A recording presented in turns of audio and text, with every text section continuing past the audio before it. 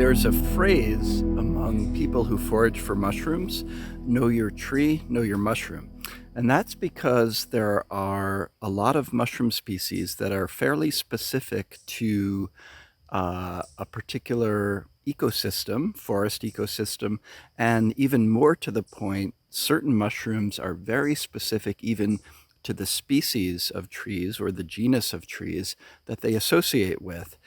This tree I'm standing beside right now is Quercus rubra. This is the northern red oak, a very common tree in my part of the planet. And this time of year, which is early October, uh, uh, is the perfect time to look down at the base of oak trees and look for Maitake mushroom. Uh, Theoretically, it grows on the base of other trees, but I have never seen that personally. I always look for oak trees, and for fairly mature oak trees. Like, you can see the size of this tree. It's not a young tree; it's a pretty mature tree. So this is a tree I come back to every year to look for Maitake. And let's take a look down here at the base, and voila. Now, this year it's pretty small, but I am not complaining. Any amount of Maitake is a wonderful amount. In Japan, it is called Maitake. Some people call it here in the United States hen of the woods, not to be confused with chicken of the woods, which is a very different mushroom. This is Grifola frondosa. Maitake means dancing mushroom in Japanese, and there are different explanations for that name, but my favorite one is because you get so excited when you find it that you do a little jig, a little dance. And one of the reasons for that is that this mushroom is just downright delicious. It's what mushroom eaters would call choice. It is one of the best tasting wild mushrooms. So what am I going to do with this? I'm going to eat it. Now, if I found enough of it, I would also dry some for medicine, because it is profound medicine. Let's talk a little bit about its nutritional qualities if you're going to eat it, and then we can talk about its medicinal properties. Nutritionally, like other mushrooms, Maitake is high in amino acids. It has significant levels of bioavailable vitamin D. Now, is that enough vitamin D to elevate levels if someone is really depleted? No, but is it a healthy part of maintaining healthy levels of vitamin D? Absolutely. Trace minerals, zinc, selenium, manganese, all sorts of wonderful nutrients, high in antioxidants as well.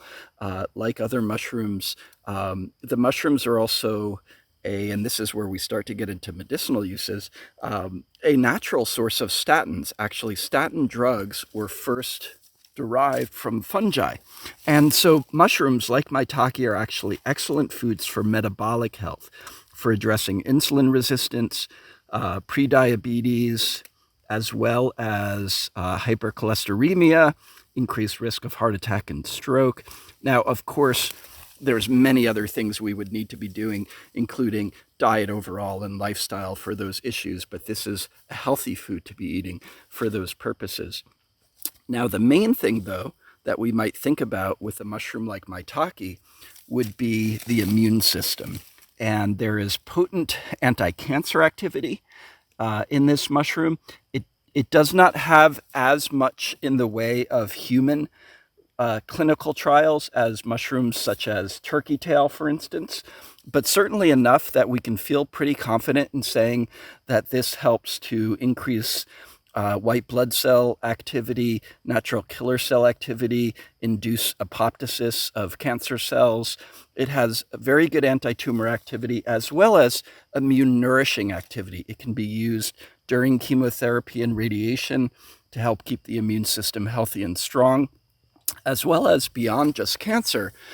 This is just a good immune nourishing medicine as well, with a gentle food-like quality. So like shiitake mushroom, like turkey tail mushroom, like reishi mushroom, this mushroom is going to be very helpful in modulating and normalizing and nourishing a balanced immune system function. So in other words, if you have an autoimmune condition in which, for instance, you have an increased production of IgG antibodies, T1 helper cell activity, or if you have allergic or atopic conditions, seasonal allergies, eczema, allergic asthma, things along those levels, which reflects an increased or elevated T2 helper cell activity and IgE antibody activity, this is going to be very helpful as a general long-term nourishing tonic.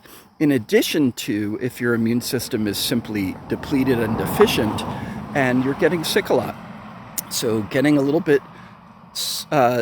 too frequently, a cold or flu, that kind of thing, whenever anything is going around, you're sensitive to it. These are excellent foods and remedies to weave into your practice.